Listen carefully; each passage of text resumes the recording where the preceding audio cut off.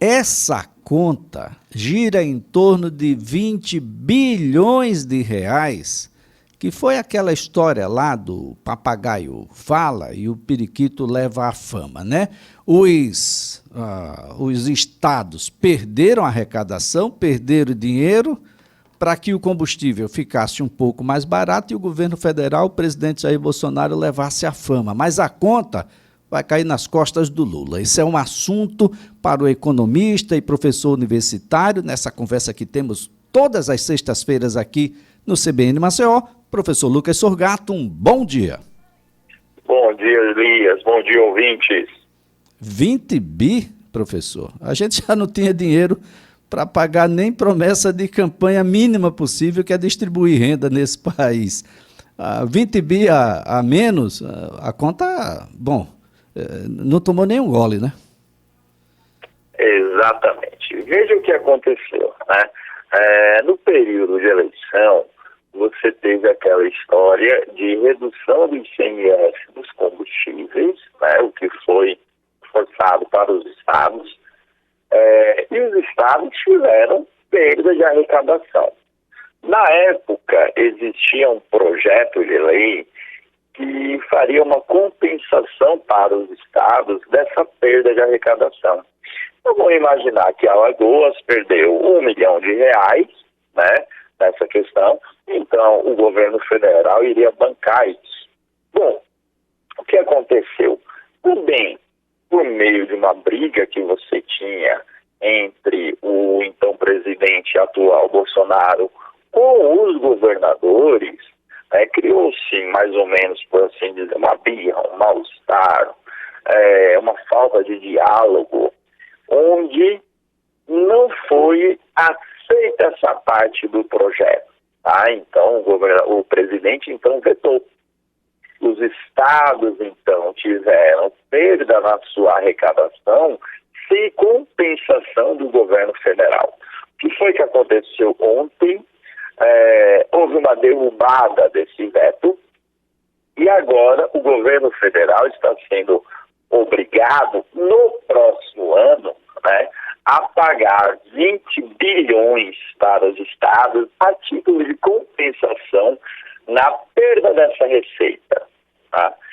E, Lucas, qual é o problema disso? O problema é o seguinte, Elias, fica uma situação de aumento de restos a pagar para o próximo ano, que entraria junto nessa PEC bomba, nessa PEC kamikaze que o pessoal já está falando, né?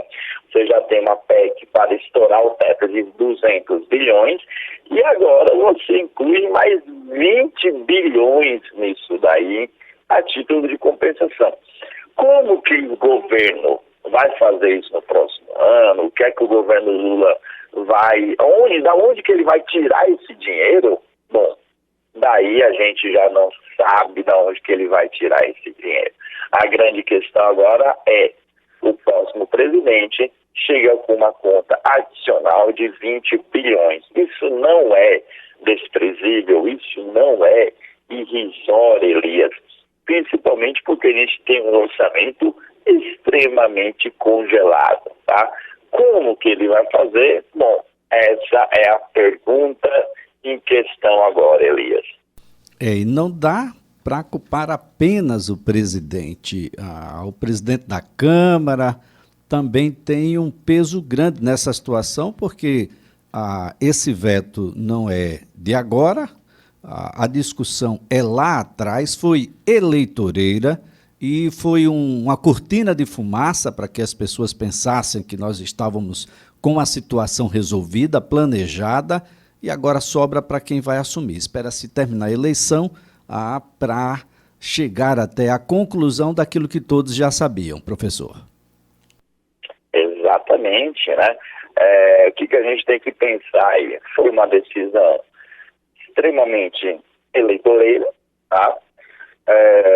Não só para o cargo presidencial, mas houveram também decisões extremamente eleitoreiras para os cargos de governadores. E também a fatura está chegando para esses novos governantes que a gente tem, tá? Elias, como que vai ser feito isso é a grande questão. Por quê? Da onde que vai sair o recurso? O recurso livre nosso, ele é associado ao meio ambiente, ele é associado à ciência e tecnologia. E a gente olha que várias bolsas, né, e vários institutos de pesquisa foram fechados ultimamente, várias bolsas que não foram pagas, mas é o recurso livre que se tem e o recurso também de infraestrutura. Para um país de uma dimensão colossal, como é o Brasil, reduzir os itens de infraestrutura é muito complicado. Você tem aí o leilão que aconteceu, e foi a fala que a gente teve antes de iniciar a nossa conversa, da 5G, que garante recursos, né, da ordem de 3,1 ou são 3,8 bilhões que foi comentado anteriormente, que é um recurso de infraestrutura utilizado para essa questão da internet, da comunicação. Bom, mas e os outros pontos de infraestrutura? Porque se eu retiro isso para jogar para os estados, que seria essa compensação da educação, né, de 20 bilhões, como que eu vou fazer e executar as obras que são necessárias para o desenvolvimento? Esse ponto daí, Elias, que eu acho que vai ser um ponto muito debatido no primeiro semestre do governo Lula. Você teve, então, finalmente a indicação do ministro da Fazenda, que foi o Haddad. Não foi muito bem recebido pelo mercado, tá? Mas a gente tem que esperar qual será a composição da sua equipe econômica definitiva, né? Quem será o secretário que vai estar junto com o Radar, quem será a equipe ministerial que estará junto com o Radar? Isso diz muito, Elias, porque se você tem uma equipe que ela é extremamente mais técnica, ou que ela é extremamente, vamos supor, voltado para a direita, por assim dizer, significa dizer que o ministro tentará alternativas mais focadas numa austeridade fiscal. Se você vai ter uma equipe muito mais focado para a esquerda, mais ao social, por assim dizer também, você significa dizer que o ministro fará mais tentativas neste ponto, neste cunho. Isso ainda não está definido. A gente só tem, então, a indicação do próprio ministro, que e tem um aspecto também mais voltado para a esquerda, Elias. Qual é a grande questão? A esquerda, já no Brasil e no mundo, já declarou que a responsabilidade fiscal, ela tem que acontecer. Ela é muito forte, tá? Então, eu não acredito que vá acontecer uma série de gambiarras ou uma série de gastos desenfreados para o próximo ano. Mas, isso é o que a gente acredita de agora, né? Depois que o pessoal assume, depois que o pessoal tem a caneta, pode ser que seja diferente esse quesito. Bem, professor, nós temos também uma situação em relação ao ICMS aqui no estado de Alagoas. O que é que está acontecendo? É possível o senhor nos situar? Olha, Elias, é uma boa pergunta. O que é que está acontecendo aqui em Alagoas? Por quê? Durante a campanha, você tinha aí uma sinalização de que o estado estava muito bem financeiramente, você tinha suas contas bem arredondadas, e de repente você precisa de um aumento da arrecadação, você já não tem uma sinalização tão clara, você tem uma autorização, um pedido de autorização do Paulo Dantas já para a Assembleia de fazer um empréstimo de 1,2 bilhões, né, para poder garantir algumas obras estruturantes, entre outras situações. O que acontece? Tudo bem, o Estado teve perda de arrecadação nessa história do ICMS. Tá? Quando você tem a redução de quase 10 pontos percentuais da alíquota, de fato, você tem um menor ganho para a estrutura estatal, que aqui em Alagoas inflou muito nos últimos anos, Elias. Foram muitas contratações, foram muitos empreendimentos públicos, né, hospitais, escolas criados, foram aumentos para cargos e para os servidores, que eu realmente não conheço como foi feito o estudo para isso, mas o aumento já foi dado para praticamente todas as categorias, né? E você contava com uma arrecadação, que era a arrecadação do preço dos combustíveis, que também não era uma arrecadação, Elias, por assim dizer, constante, né? Porque o preço poderia cair de uma hora para outra, não por uma força do Estado, como foi a redução do ICMS, mas vamos supor que o preço do combustível tivesse caído mesmo, e a arrecadação reduzisse. Você não pode fazer uma conta tão grande dessas, baseada no achismo do se continuar, se aumentar, não. Enfim, tá? Então, para suprir isso, o Estado agora também teve que aumentar a sua fonte de receita. E para isso, o projeto de lei, aumentando o ICMS no geral para 19% e mais os 2% do FECOEP, que também está sendo muito discutido o uso desse recurso do FECOEP, tá? Mas você passa aí agora para uma alíquota de 21%, 22%, onerando ainda mais as nossas empresas em um Estado que já é um Estado extremamente pobre comparado com os demais unidades federativas, e os nossos empresários, eles já são empresários que estão sofrendo nos últimos anos por conta de pandemia, por conta de outros setores. O segmento de turismo, que hoje em dia está despontando aqui até esse período de dezembro, ele ainda não está no seu boom, né? Mas para pegar o boom, a precificação já foi feita. Então, esse aumento do ICMS, ele já vai onerando muito mais o empresário, porque ele já fez os seus aumentos de preços para o mês de dezembro, para o mês de janeiro. Então, talvez tenha que vir um novo ciclo de elevação, já que muitas vezes você não tem caixa ou você não tem margens para suprir isso. Bom, mas, no geral, esse ajuste está sendo realizado pelo governo estadual justamente para suprir o aumento de preços, o aumento de custos que aconteceu nos últimos anos aqui no estado, com a menor arrecadação por conta da redução do ICMS no preço dos combustíveis. Ou seja, aumentou o custo, reduziu a receita, agora o estado tem que aumentar a receita novamente. Por quê? Porque reduzir custo dentro de uma estrutura pública não é tão fácil. Bem, professor, aumento do salário mínimo já bater o martelo, isso é um problema ou é uma solução? Ou os dois?